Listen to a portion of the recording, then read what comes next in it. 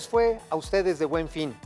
Acataron las normas, las reglas de sana distancia, pero ¿qué va a representar este evento económico para la recuperación de nuestro país en medio de la pandemia? Por eso, para hablar de este tema, vamos a tener a Ernesto Acevedo, el ex subsecretario de Industria, Comercio y Competitividad de la Secretaría de Economía.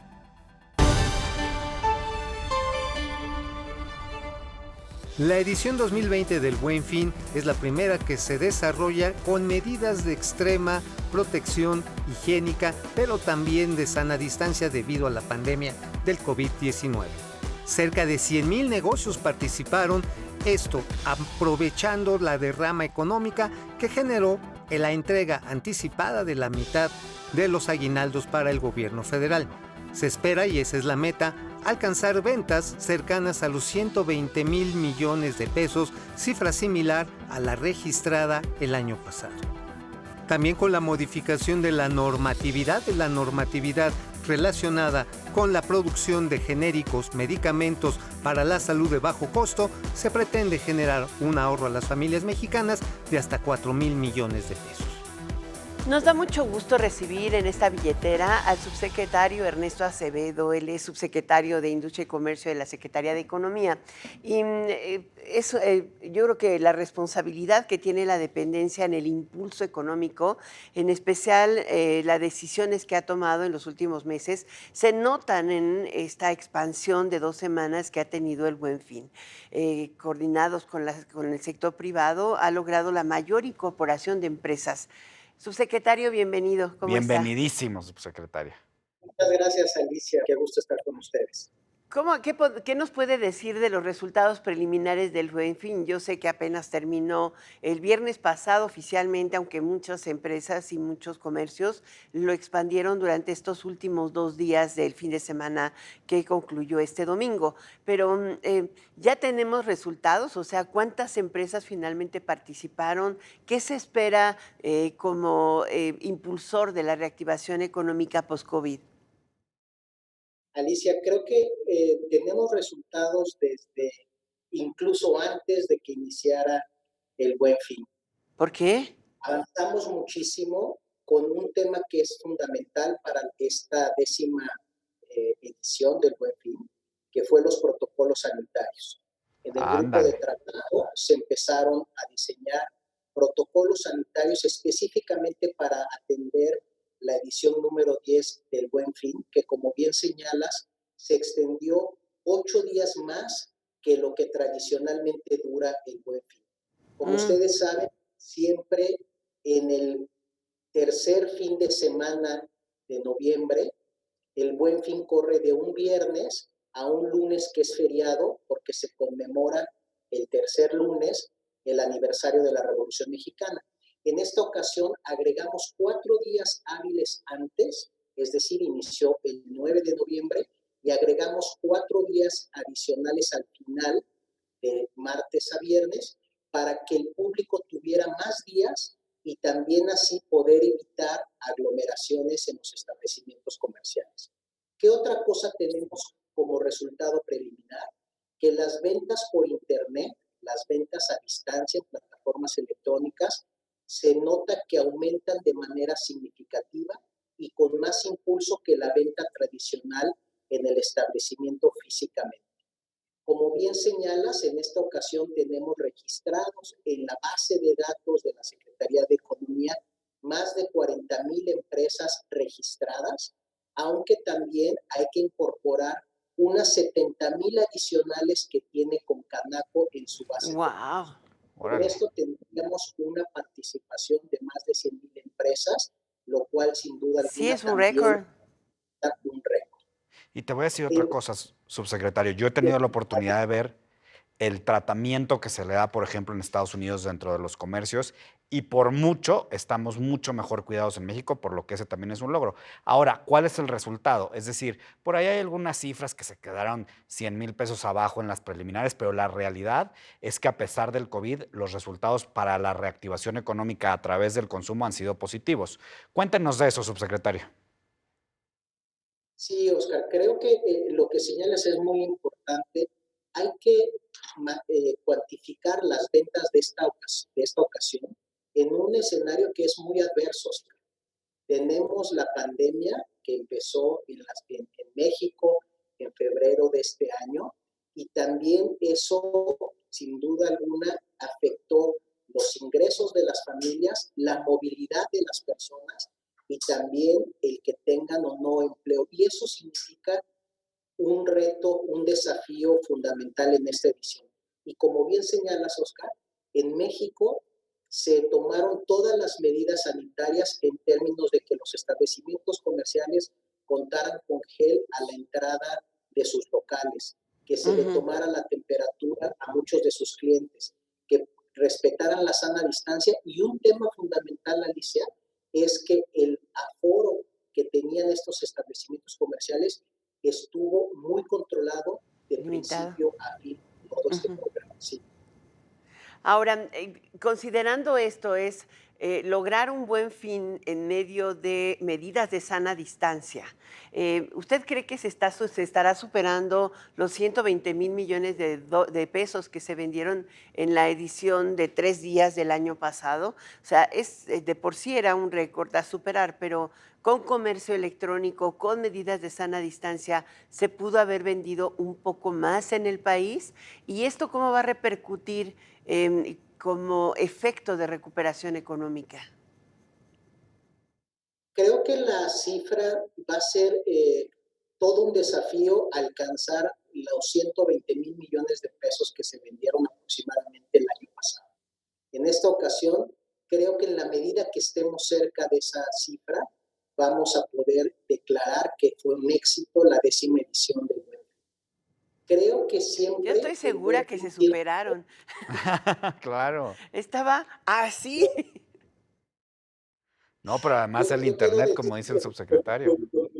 con muchísimo entusiasmo, con muchísima emoción. Yo creo que vamos a estar muy cerca de la cifra del año pasado y ojalá que se haya rebasado. No quiero adelantar vísperas. Como ustedes saben, el 7 de diciembre se realizará el sorteo del SAT, del Buen Fin, y ese mismo día daremos los resultados de esta edición. Yo confío en que estemos muy cerca de esa cifra y eso sin duda alguna va a ser interpretado como un éxito.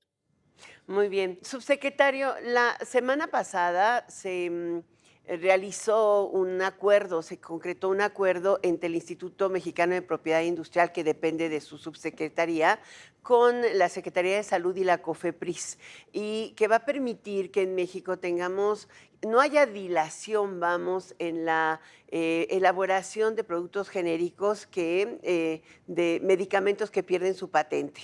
En México tenemos una larga historia de freno en este sentido y de inoperancia de la llamada cláusula a volar. ¿Por qué no nos explica el significado de este acuerdo, sobre todo para el bolsillo de nosotros los Que mexicanos? es mucho el impacto, con Claro. los genéricos.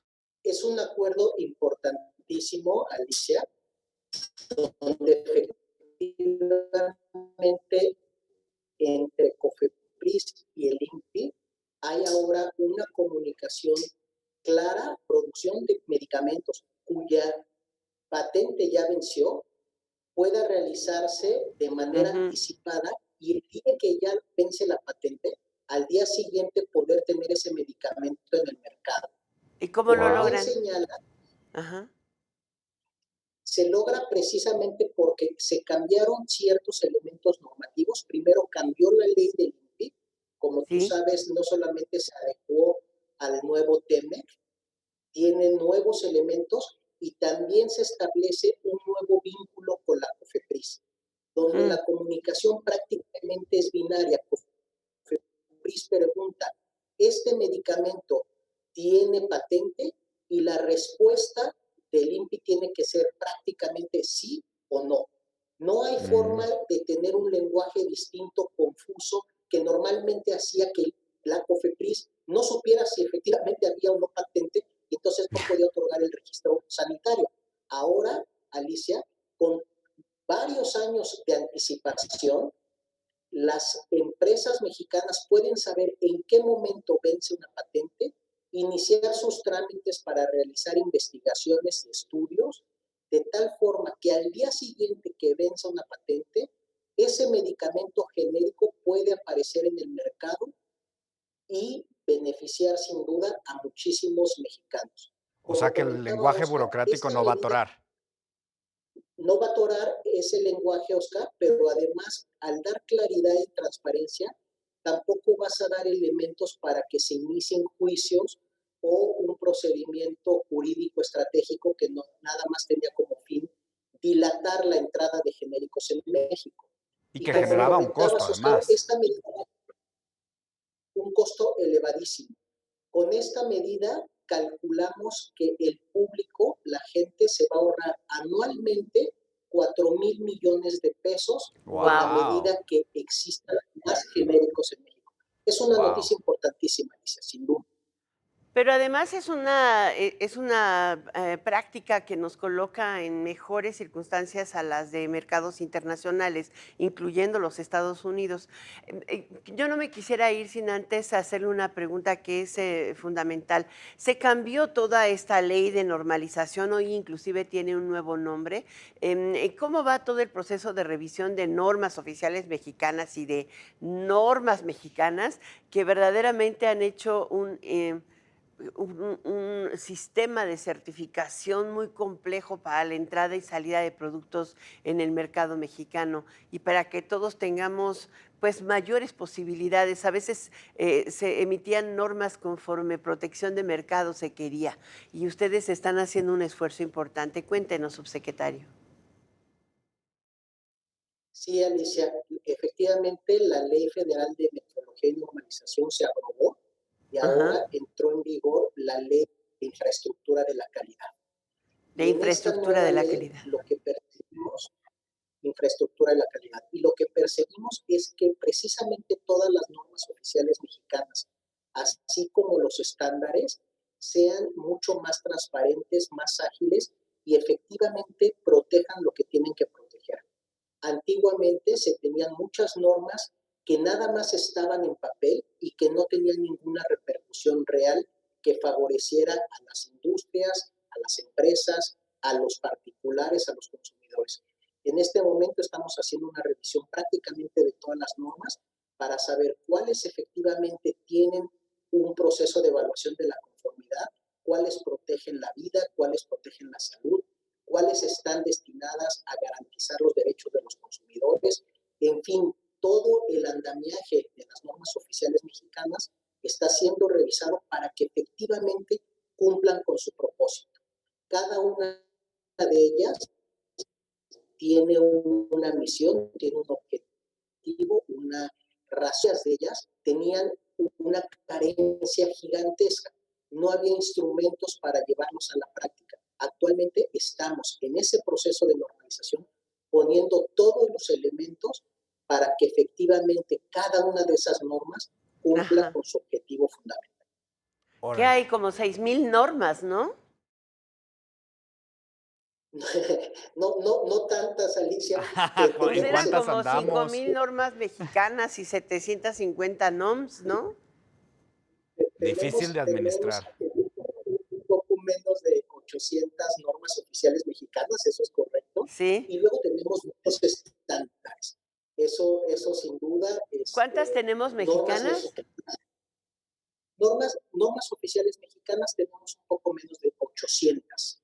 Normas oficiales que son de cumplimiento obligatorio. Pues muchísimas gracias por platicarnos acerca de que el Buen Fin llegó a un buen fin, pero además del orden que se le está dando desde la Secretaría de Economía y por supuesto desde la subsecretaría de la que usted es titular, no solamente a las normas mexicanas, sino a todo el andamiaje que tiene que ver también con los medicamentos y siempre pensando, pues ahora sí que en la billetera. Bolsillo, en la billetera. bolsillo. Muchísimas gracias, subsecretario Ernesto Acevedo. Un gusto tenerlo aquí en esta billetera. Muchas gracias, Ernesto. Al contrario, muchas gracias a ustedes. Hasta pronto. Luego.